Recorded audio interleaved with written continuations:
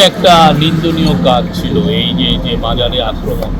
বাংলাদেশে অলি আল্লাহদের দেশ, বীর আউলিয়াদের দেশ। হ্যাঁ, বাংলাদেশে ইসলাম সম্প্রসারিত হয়েছে, ইসলাম এসছে তাদের হাত দিয়ে। হ্যাঁ, মুসলিম ট্রেডারদের হাত দিয়ে এসছে, বীর আউলিয়াদের হাত দিয়ে এসছে। তো এখন এই যে মাজারে যারা আঘাত করেন বা মাজারের অ্যাটাক, এটা একটা খুবই মানে বলবো যে খুবই নিন্দনীয় একটা কাজ, জঘন্য রকমের একটা কাজ। আপনার পছন্দ হয় না, আপনি আসবেন না, তো আপনি একটা জায়গায় আঘাত করবেন না। আপনি আপনার যেখানে আনন্দ লাগে, শান্তি লাগে, সেই জায়গায় আপনি আপনার যদি এটা অপছন্দ হয় আপনি কিন্তু মাজার তো আমাদের সত্যিকার অর্থে সংস্কৃতির পার্ট।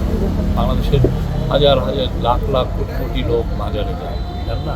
পুরো আপনি যে সমস্ত গ্রামে গিয়ে যাবেন, অনেক ডিস্ট্রিক্টে যাবেন, গ্রামে যাবেন, প্রত্যেকটা কিছু কিছু জায়গায় আছে যে প্রতি গ্রামে একটা মাজার আছে। আপনি যদি চিরাং যান, গিয়ে দেখবেন যে প্রতি গ্রামে একটা মাজার আছে। আর এটা তো এইখানে যে গুচাইচান পাগলার এইখানে যেই আঘাতটা এসেছিল সেটার উপরে সরকারই বাদী হয়ে একটা মামলা করেছে এবং এই মামলার কাজ চলছে।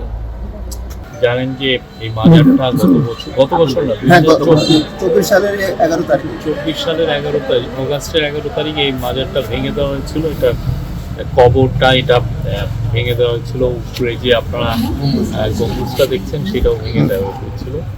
তো উচাইচান পাগলার ওনার এই এলাকায় খুবই নাম করা, এবং ওনার আমি যেটা শুনেছি যে প্রতি বছর এখানে একটা বাউল সুফি গানের মেলা আয়োজন হয় ফেব্রুয়ারি মাসে, এবং এটা খুবই পপুলার। বাংলাদেশে যারা বাউল সিঙ্গার আছেন তারা যারাই নাম করা সবাই এখানে এসে এই যে এটার মাজার সংলগ্ন যে গ্রাউন্ড আছে সেখানে তারা পারফর্ম করে গেছেন।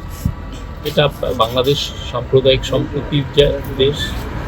আমরা আশা করব সবাই যেন সাম্প্রদায়িক সম্প্রীতি বজায় রাখে। এখানে স্যার এটা কাঁচা করছিল আছে একটা ওখানে উত্তর পাশে।